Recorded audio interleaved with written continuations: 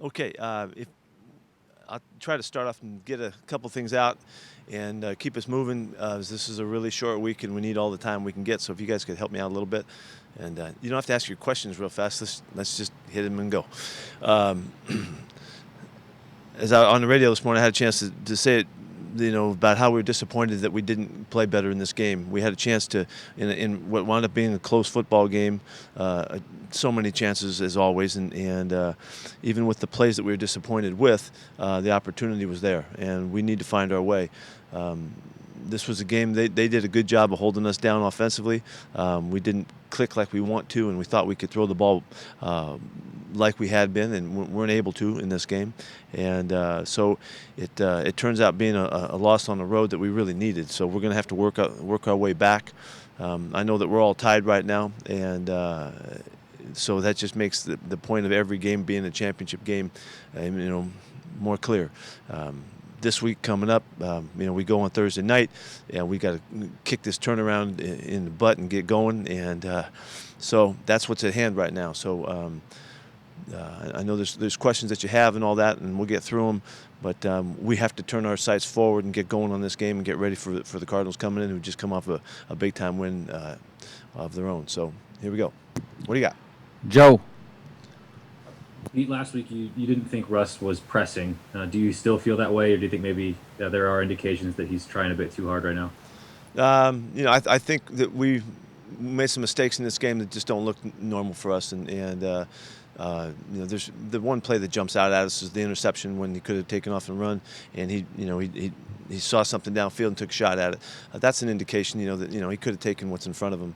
Russ and I both talked about, how you follow your instincts. Of the first opportunity, let's go take advantage of it and go to the next play, and that's an illustration of one play that was like that. Jen. Last time out, Arizona used some blitz and some pressure in the fourth quarter and overtime to kind of change the way that game was going. What's the key to making sure that gets identified and picked up in this game? Well, they've continued to be a high pressure group here, particularly the other last couple of games. They're getting after it, so they're not going to probably change their ways. But we have to do right. We've got to make identifications. We've got to make our calls, and everything's got to work together. And it's all phases. It's not just the guys up front. It's Russ, fixing the protection. It's him making the right decisions. It's receivers adjusting properly, and all of that. So we got to do a good job. We expect to get pressure from them.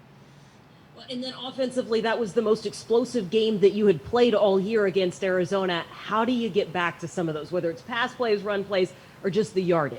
Well, we got to function at a high level again. We got to get it all working. We need to continue to run the football. We need that as part of our offense, not as much as we need to do more than we did yesterday. And we want to continue to always work for the balance. I know all of the publicity has gone towards the throwing game, and Russ has had huge numbers starting this thing off. And we're still probably close to the highest scoring team in the NFL, and we expect to get back to that. And we need all of our offense to get that done. Corbin. Hey, Pete, it seems like Puna Ford has really taken a step forward rushing the passer the last couple weeks. What have you seen from him on film that's allowing him to get more pressure on quarterbacks? How much has that benefited that front line? He was really active. I'm glad you picked it up. He was all over the place, sideline to sideline. His quickness has shown up. We've been moving the front some, and he's taking advantage of that. He's a really good athlete, a good coordinated, quick athlete, and it helps him to get him on the move. And so with the movements, he's jumped out a little bit and had a really good game yesterday. Art. Pete, relative to an average game this year from Posick at center, how well did Fuller fill in?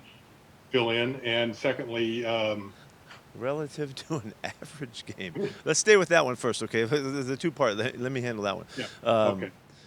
Kyle did fine yesterday. He hurt his ankle, and he's going to be hobbling a little bit today to get back for this week. We think he can make it back, but he did get banged a little bit, and he just toughed it out and did a really nice job of hanging in there. I thought we did as good a job as we've ever done, against Aaron, he's an incredible player and didn't get the marks that he normally gets. It didn't show up in the end results because they still got us sacked a few times, but he had a lot to do with that. So the second part is Bad pass pro in general. I think you touched on it. Yeah, okay. There you go. Still have 5 sacks and 12 hits. Or Yeah. 6 sacks and 12 hits. Yeah, they got after us pretty good as the game wore on. The first half we were in pretty good shape.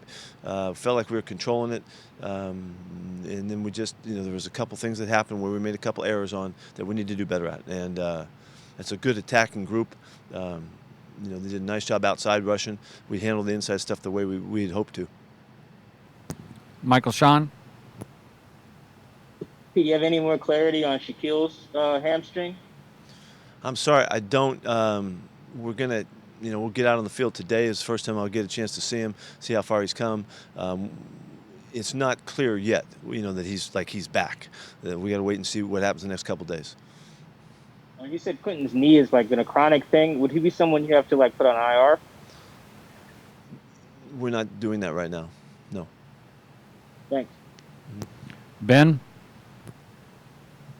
Hey Pete, what happened to Tyler and what's Tyler Lockett he's listed with a knee injury, and then what do you at this moment in time what do you think his outlook is for the game Thursday? Yeah, he's got a bit of a knee sprain. In general, he's already had it checked out and MRI and all that kind of stuff. So he's a little bit discomfort, a little bit of swelling today, but it's not a serious knee injury. So we'll look to see how he does day to day and take it till Thursday. And then just second thing real quick, who's your third string center behind Kyle Fuller? Jamarco Jones. Thank you.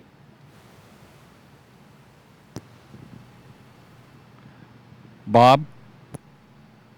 Yeah, well, just Chris Carson, Carlos Hyde, either of them. But where do you think you guys stand with those guys right now? I'm told that Carlos is going to go today in our work. Chris is working to get it back. He's trying to make it. Carlos is a little bit ahead of him now, and so we'll see how it goes. I can't tell you what's going to happen Thursday night yet, but both those guys are trying hard this week to get back. And you sort of mentioned it in your beginning comment, but trying to get the running game maybe going a little bit better. Where do you assess that has been? Yeah, I want to balance this out more so. It has felt somewhat out of balance last couple of weeks, and I just like to get it back into shape and so everything fits together like we like it most. Curtis. Yeah, Pete, how did you feel that DJ Reed and the cornerbacks kind of handled that job yesterday, stepping up for Shaquille and Dunbar and everything, and just who you might have available there for you this week? Well, we can do better. We had a couple mistakes that we made that hurt us, and we survived a couple too. But I thought DJ looked very good. He looked very quick and explosive. It's his first time playing for us, and so he made a couple rookie mistakes out there on stuff. But all in all, he looked active and physical, and I really liked the way he played. He looked great on the kickoff return and showed you his explosive way. And I'm hoping that he can continue to help us. He's been nothing but positive. Really, he's been playing the nickel game he played last couple weeks. He's shown some really good stuff. And is Nico going to have a chance to get back from the core thing, or is that an ongoing thing here? He will not make it back. Nico's not going to make it back, unfortunately. Tim. Pete, how's Jamal's shoulder a day later, and then how would you assess the way he played yesterday? He says he's playing. He's ready to go.